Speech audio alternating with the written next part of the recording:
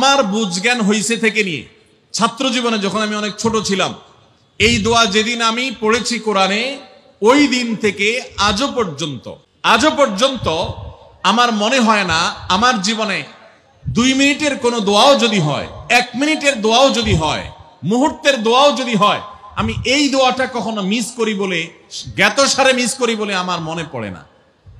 ছাত্র জীবন থেকে শুরু করেছি, আজও পড়ে যাচ্ছি। আলহামদুলিল্লাহ, আল্লাহর কাছে শুকরিয়া আদায় করে আপনাদেরকে বলতে পারি, এই দোয়ার সুফল আমি নিজের চোখে দেখেছি, আমি নিজে ভোগ করছি। এজন্য আপনাদেরকে আমি বলতে চাই, কি কি কাজ করলে দাম্পত্য জীবনের সুখ বা স্বাচ্ছন্দ্য আমরা পেতে পারি। এখানে যত মানুষ আছেন, হয় বিবাহিত নয় অবিবাহিত, এছাড়া আর কেউ আছেন? যারা বিবাহিত না অবিবাহিত না তারা একটু হাত তোলেন। আছেন কেউ? একজন হাত তুলছে। আপনি বিবাহিত না অবিবাহিত না, তাহলে কোনটা? এখন নামায় ফেলছেন। এদিকে আছে কেউ? ভাই বিবাহিত না অবিবাহিত না কেউ আছেন? নাই। তাহলে বোঝা গেল আজকের আলোচনা সবার জন্য, যারা বিবাহিত আছেন তাদের জন্য, যারা বিবাহিত না ভবিষ্যতে বিবাহ করবেন তাদের জন্য। দেখুন, অনেক মানুষ আছেন আমাদের কাছে আসে, বিশেষ করে আমার কাছে যত মানুষ অফিসে আসেন, এক এক দিন কয়েকশো মানুষও দেখা যায় অফিসে আসেন, এমনও হয় কোনো দিন কয়েকশো মানুষও হয়। তো আমাদের অফিসে অনেকগুলো ডেস্ক আছে, অনেক আলেম আছেন, তারা সমাধান দেন বসে বসে, তারা সহযোগিতা করেন আমার সাথে। অনেকগুলো ডেস্ক বসাতে হয়েছে, এত বেশি মানুষ আসে। আপনারা অবাক হবেন, সবচেয়ে বেশি মানুষ আসে যেই ইস্যুটাকে নিয়ে, সবচেয়ে বেশি মানুষ আসে সেটা হলো দাম্পত্য কলহ, স্বামী স্ত্রীর ঝগড়া বিবাদ, তালাক, এগুলো নিয়ে সবচেয়ে বেশি সংখ্যক মানুষ আছে।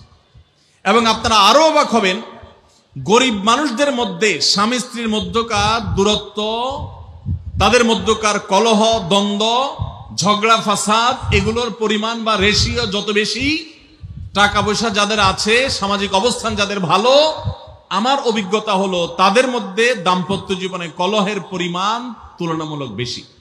তাহলে অনেক যুবক আছেন যারা বিয়ে শাদী এখনো করেন নাই, শুধুমাত্র হাতটা কসলাচ্ছেন আর চিন্তা করতেছেন চাকরিটা শুরু করতে পারি, ব্যবসাটা শুরু করতে পারি, বিদেশটা যায় সারতে পারি, টাকার বস্তা কামাই করে ফেলবো।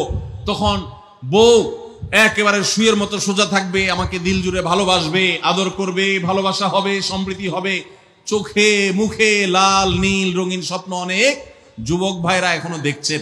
আপনাদেরকে বলছি, টাকা পয়সা দিয়ে দাম্পত্য জীবনে শান্তি কেনা যায় না। টাকা পয়সা এবং সামাজিক অবস্থান দিয়ে মানুষ সুখী হয় না। আমাদের কাছে অনেক মানুষ এসে চোখের পানি ফেলেন, তাদের সামাজিক অবস্থান অনেক মজবুত, তাদের সামাজিক স্ট্যাটাস কল্পনার অতীত, কিন্তু তারা পারিবারিকভাবে সুখী নন। আমানতদারিতার কারণে তাদের প্রাইভেসি রক্ষা করি আমরা, কখনো ইশারাঙ্গিত আমরা তাদের প্রাইভেসি ভঙ্গ হতে পারে সেভাবে বলি না।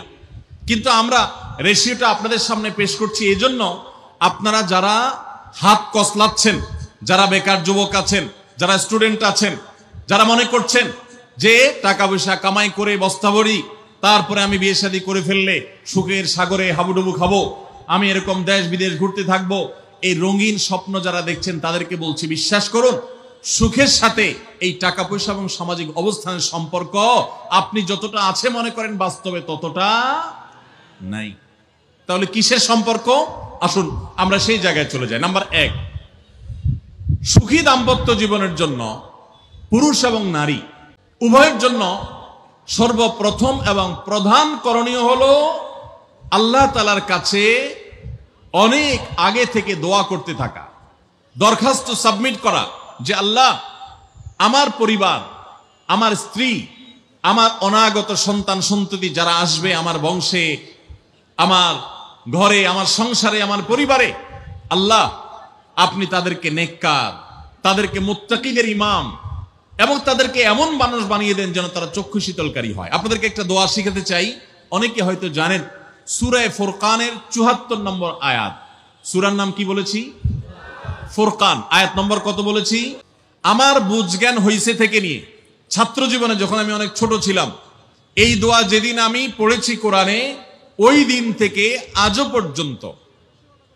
পর্যন্ত আমার মনে হয় না আমার জীবনে 2 মিনিটের কোনো দোয়াও যদি হয়, 1 মিনিটের দোয়াও যদি হয়, মুহূর্তের দোয়াও যদি হয়, আমি এই দোয়াটা কখনো মিস করি বলে, জ্ঞাতসারে মিস করি বলে আমার মনে পড়ে না। ছাত্র জীবন থেকে শুরু করেছি, আজও পড়ে যাচ্ছি। আলহামদুলিল্লাহ, আল্লাহর কাছে শুকরিয়া আদায় করে আপনাদেরকে বলতে পারি, এই দোয়ার সুফল আমি নিজের চোখে দেখেছি, আমি নিজে ভোগ করছি। এজন্য আপনাদেরকে আমি বলতে চাই, বিবাহিত হন কিংবা অবিবাহিত হন, আপনার দাম্পত্য জীবনের সুখের জন্য সর্বপ্রথম এবং প্রধান করণীয় হলো এই দোয়া। এর বাইরে আরো সাধারণভাবে আল্লাহ তাআলার কাছে দোয়া করতে থাকা, যেন আল্লাহ তাআলা আপনাকে এমন একজন জীবন সঙ্গী দেন।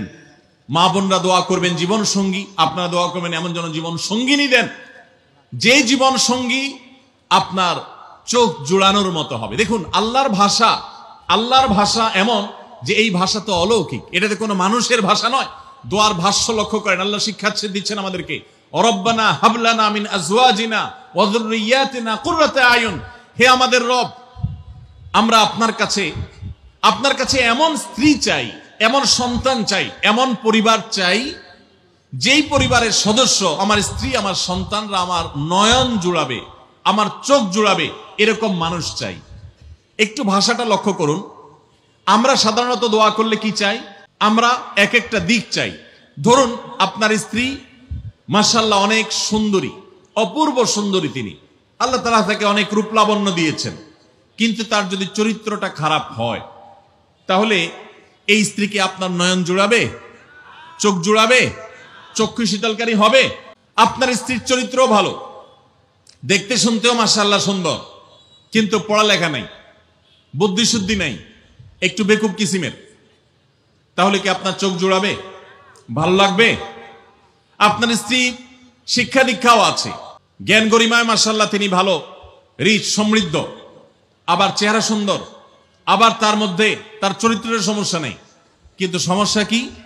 সমস্যা ধরুন তার ভিতরে এমন রোগ আছে, শারীরিক রোগ, যেই রোগের কারণে আপনার জন্য সেটা বড় কঠিন পরিস্থিতির মুখোমুখি হতে হয়।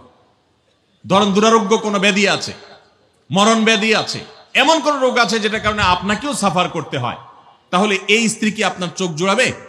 ঠিক একই কথা স্বামীর ক্ষেত্রে প্রযোজ্য, সন্তানের ক্ষেত্রে প্রযোজ্য। আল্লাহ তাআলা এমন একটা শব্দ শিক্ষা দিয়েছেন, দেখুন, আল্লাহর কাছে চাইতেও জানতে হয়। উল্টাপাল্টা দোয়া করলে